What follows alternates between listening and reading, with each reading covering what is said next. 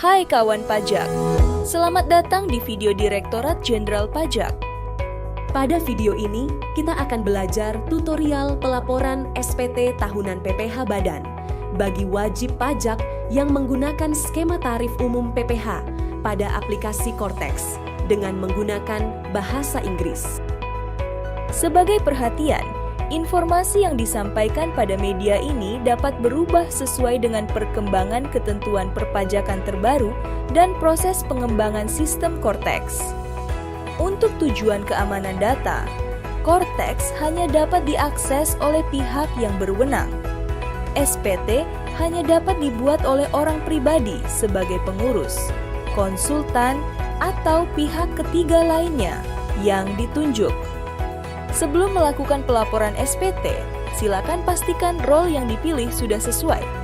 Silakan login ke Cortex dengan menginputkan NPWP 16 digit pengurus, kuasa, atau pihak yang ditunjuk, menginputkan kata sandi dan kode CAPTCHA yang muncul.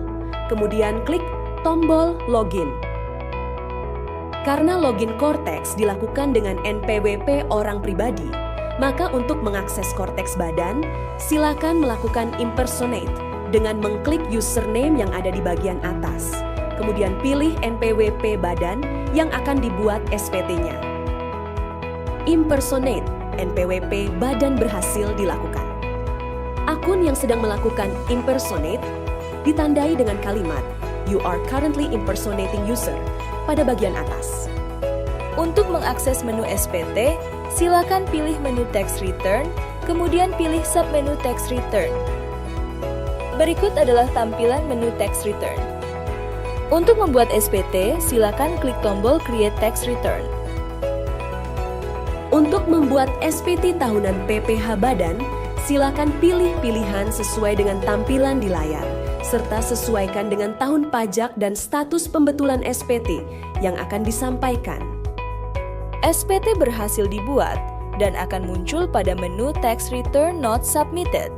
Silakan pilih tombol View untuk mengisi SPT. Berikut adalah tampilan SPT yang telah dibuat. Secara otomatis, SPT akan terbentuk formulir induk, lampiran 2, dan lampiran 11B. Pada Cortex, pengisian SPT dimulai dari formulir induk. Lampiran-lampiran lain akan muncul sesuai dengan pilihan yang diisikan di formulir induk. Silakan mengisi bagian B dengan jenis klasifikasi usaha laporan keuangan dan lengkapi dengan informasi detail akuntan publik apabila laporan keuangan diaudit. Selanjutnya, silakan mengisikan bagian C apabila terdapat penghasilan yang masuk dalam skema wajib pajak peredaran bruto tertentu, ada penghasilan final, atau ada penghasilan lain yang dikecualikan dari objek pajak. Apabila tidak ada, maka silakan mengisi bagian C seperti tampilan di layar. Kemudian, karena wajib pajak memilih sektor general atau umum di induk SPT, maka silakan berpindah ke lampiran 1A untuk mengisi detail laporan keuangan. Silakan mengisi laporan laba rugi pada bagian A dengan memilih tombol edit pada komponen laporan laba rugi yang akan disesuaikan. Silakan mengisi komponen laporan laba rugi yang meliputi seluruh variabel pada komponen tersebut, termasuk koreksi fiskal. Jika sudah lengkap dan sesuai, silakan klik tombol Save. Komponen laba rugi yang telah disimpan akan muncul pada bagian A. Jika laporan laba rugi sudah terisi, maka silakan scroll ke bawah untuk mengisi Statement of Financial Position atau neraca keuangan pada bagian B. Kemudian, kita berpindah ke lampiran 8 untuk mengisikan jumlah peredaran bruto pada poin 1. Pengisian lampiran 8 ini dilakukan untuk mengetahui berapa penghasilan kena pajak dan jumlah PPh terutang yang mendapatkan fasilitas pasal 31E Undang-Undang PPh. Kemudian kita kembali ke induk untuk melengkapi bagian D. Apabila menggunakan fasilitas pasal 31E, maka silakan pilih pilihan poin 11 dengan pilihan nomor 3 seperti tampilan di layar. Selanjutnya, kita melengkapi induk bagian E. Silakan pilih yes pada poin 13 apabila terdapat bukti potong yang dapat menjadi kredit pajak. Silakan berpindah ke lampiran 3 untuk menginputkan detail bukti potong tersebut. Pada Cortex, bukti potong ini akan muncul secara otomatis apabila telah diterbitkan oleh lawan transaksi. Silakan menambahkan atau menyesuaikan detail bukti potong luar negeri pada bagian A dan bukti potong dalam negeri pada bagian B. Kemudian, kita kembali ke induk untuk melengkapi bagian F. Jumlah PPh terutang yang masih harus dibayarkan akan muncul pada poin 17C. Selanjutnya, silakan melengkapi bagian G dan H dengan memilih pilihan sesuai dengan pertanyaan yang tampil. Kemudian, pada bagian I, silakan melampirkan lampiran SPT yang dibutuhkan.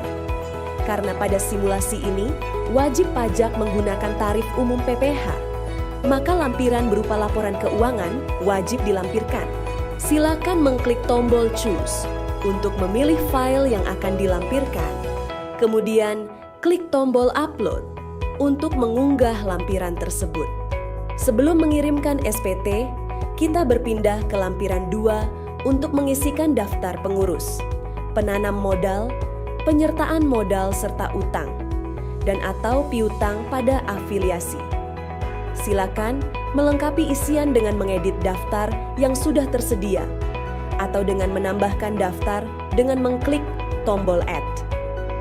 Kemudian, silakan melengkapi bagian J untuk mencentang kalimat persetujuan dan mengisi jabatan penandatangan SPT. Nama dan NPWP penandatangan SPT akan terisi otomatis sesuai dengan user yang login.